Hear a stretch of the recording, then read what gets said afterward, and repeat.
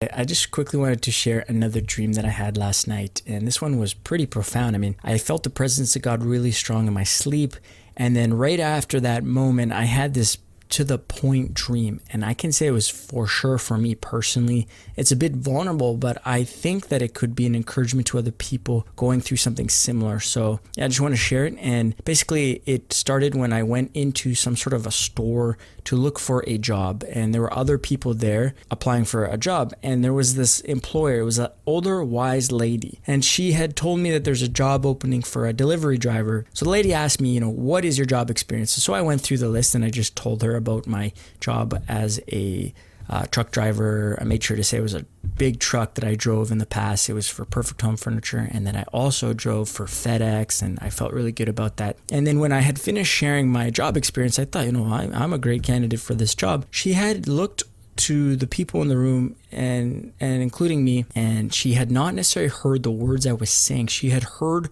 my heart and the things that I was speaking from. And she had said to everyone, this person here has been very, very hurt, has been very, very broken in his life, gone through many, many traumas.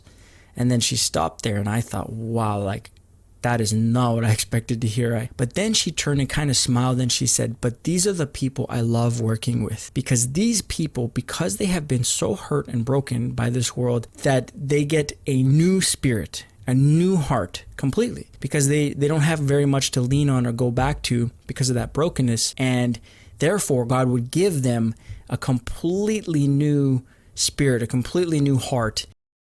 At first I did not know what to think of that. Do I feel good or bad about that? But I woke up and then, I'm thinking about that. And that's kind of the whole Psalm 51, where David told God that all I can offer him is a broken and contrite spirit. And so I just wanted to share that. I think that's an encouraging word for other people who might think that they have messed up in their past and they've been hurt. A lot of people come from difficult backgrounds and some serious traumas, and it's easy to look at those the way the enemy would want us to look at those and be traumatized and have some shame, have some guilt about those things. But it's true that God would use our mess to make a message for others. There's no shame, there's no condemnation for those who are in Jesus Christ. We might view, and the world might view, our brokenness as some sort of failure, or we don't contribute very well to this world system, people who are hurt and broken. But God, that is what he's looking for, is those people that have been broken, they turn to him.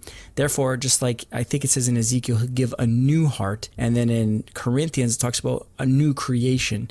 And, it's true, we would need to be completely broken and rid of ourselves, which, I can say I've gone through some serious brokenness, especially in this last year. It's been a really tough year, but then it's an encouragement that God says, I see that you're not alone, and I'm using that brokenness for my kingdom's purposes, and to just rest in the fact, we might not be accepted in this world, but, in God's world, we are accepted, we're loved, and we're being used. And one day it'll all make sense, what all this whole thing about this life was all about and the brokenness that we go through. I'm sure it's a lot deeper and richer and impacting than we could ever imagine. So I just want to share those words. I hope that's an encouragement, and I hope you're having a great day. Okay, take care. God bless.